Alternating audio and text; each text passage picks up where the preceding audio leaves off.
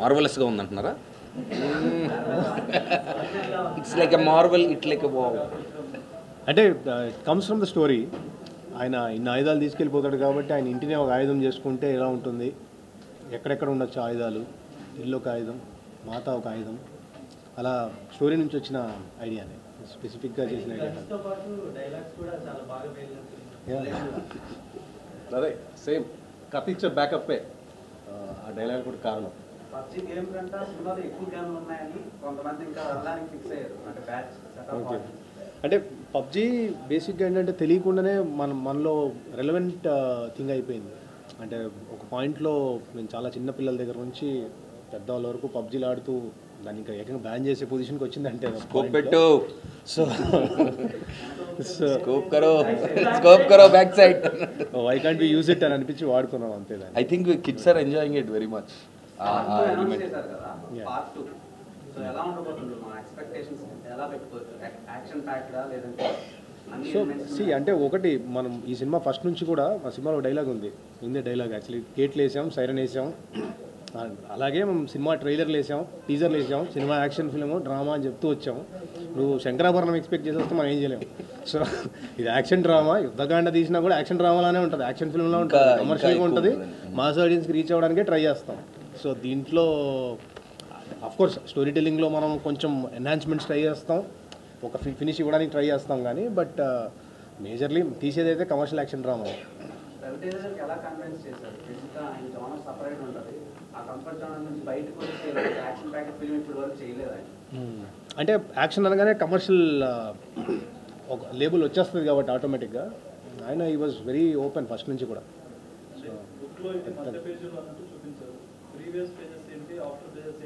అందుకే యుద్ధకాండ అని పెట్టామండి. యాక్చువల్లీ రెండు ఉంటాయండి అందులో, ప్రీక్వెల్ సీక్వెల్లో ఉంటుంది.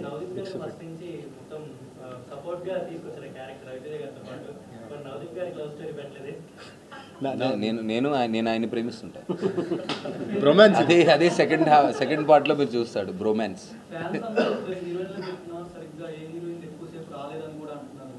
అంటే ఇది హీరోయిన్ సెంట్రిక్ సినిమా కాదు అసలు. ఫస్ట్ మనం ట్రైలర్ నుంచి చూపిస్తున్నాం, మీకు ట్రైలర్లోనే రిప్రజెంట్ చేసాం. 1 minute 2 minutes ట్రైలర్ కట్ చేసినప్పుడు ఎంతైతే ఉందో అదే చూపించాం.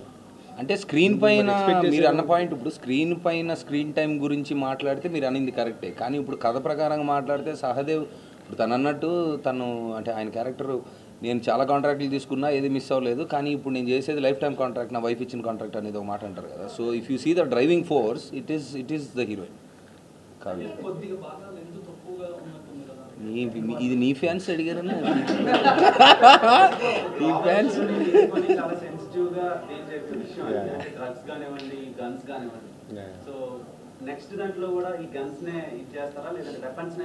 అంటే ఈగల్ అనే పాత్ర బేసిక్గానే గన్స్ నుంచి వచ్చాడు. అతను వాల్మీకి లాగా మనం ఏంటంటే బేసిక్గా ఒక రిపెంట్ అయ్యి then he decides to go against it అనేది మనం చూపిస్తూ వచ్చిన idea. So this is only about illegal. Last 1 monthలో 5 members చనిపోయారు యూఎస్లో. మొన్న కూడా మన ఇండియన్ స్టూడెంట్స్ మీద అటాక్ జరుగుతుంది. It is happening, it happen. And India వరల్డ్లో 6th rank 7th rankలోనే ఉంది. We're not far away, almost near. So relevant issue, maybe in the future we can get it. 75,000 arms seize చేశారు 1 yearలో ఇండియాలో, illegal arms.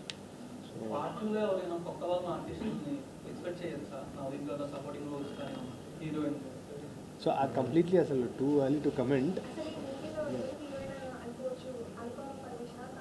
చూసారు cinema? అంటే తక్కువ ఎక్కువతో సంబంధం ఉన్న ఇంపాక్ట్ ఏంటి అనేది పాయింట్. సో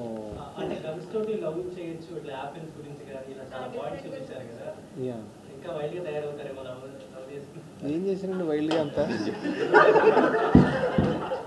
ఒకటి అనుకొని తీస్తాం, ఒకటి చూస్తారని అనుకుంటాం, ఏదైతే చూడదు అనుకుంటే అదే చూస్తారు.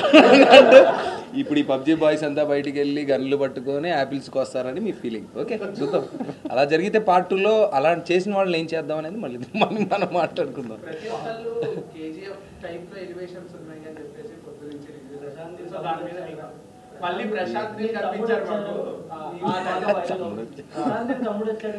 అసలు ఒక్కొక్క డైలాగ్ ఏంటంటే మాకే అసలు లేదు లేదు సింపుల్ అంటే తీసుకున్న పాయింట్కి ఆయన సినిమాలకి అసలు మాకు సంబంధం లేదు, మనం తీసుకున్న సోల్ వేరు. But when something has had ఆయన ఒక మార్క్ సెట్ చేశారు కాబట్టి ఆటోమేటిక్గా somebody is putting it to it's okay.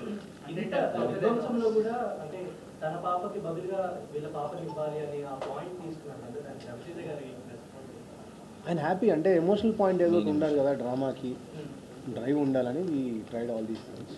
Climax లో అమ్మవారు సీన్ ఉంటుంది, చెప్పేకి నువ్వు అన్నీ దానికి చాలా ఆడియన్స్ రెస్పాన్స్ హెవీగా ఉంది. టూ మచ్ ఉంది. అది the highest goosebumps moment అంటే అదే. అసలు ఆ బ్యాక్గ్రౌండ్ స్కోర్ కానీ అది కానీ నేను అంటే I know the story, I saw the visual, కానీ బ్యాక్గ్రౌండ్తో ఫుల్ థియేటర్లో జనాలతో నేను చూడలేదు కదా. సో పొద్దున్న చూసినప్పుడు ఐ థాట్ ఇది బాగా లేచింది, బాగా సో అది లేచింది. అది ఆన్ చేసేదే మీరు స్టార్ట్ చేస్తారు. సో ఆ థాట్ ఎలా చూస్తారు? సో అదే ఇందాక చెప్పినట్టు అంటే ఆయన ఇంటిని ఆయుధం చేసుకుందాము, ఇంతమంది వస్తే ఎలా ఆపాలి, 10 yearsగా అక్కడ ఉంటున్నాడు అంటే ఆయన 4C చేసినట్టే 10 yearsలో జరుగుతుంది ఇలాంటిదోటి అని. సో 4C చేసుకున్నప్పుడు ఎట్లా బిల్డ్ చేశారు అని మీరు యాక్చువల్లీ డీటెయిల్డ్గా చూస్తే నవదీప్ గారు యాక్చువల్లీ ముందు సీన్స్లో కూడా అది రిపేర్ చేస్తూ ఉంటారు. శ్రీనివాస్ వచ్చినప్పుడు శ్రీనివాస్ హౌసలా గారు వచ్చినప్పుడు అండ్ ఫస్ట్లో అజయ్ ఘోష్ గారు ఇంటికి వచ్చినప్పుడు ఆ కార్ది ఫిక్స్ చేస్తూ ఉంటారు. సో ఎక్కడ సబ్కాన్షియస్గా బిల్డ్ చేస్తూనే వచ్చాం, అది తర్వాత పే ఆఫ్ చేసుకున్నాం. పార్ట్ 2 వెళ్తే మొత్తం హై మూమెంట్స్తోనే వెళ్తాం, ఇంకా కమర్షియల్ ఎక్స్ట్రావెంజానే వెళ్తాం. ఇంకా అంతకంటే బెటర్ ఎక్స్పెక్ట్ 100%. Thank you.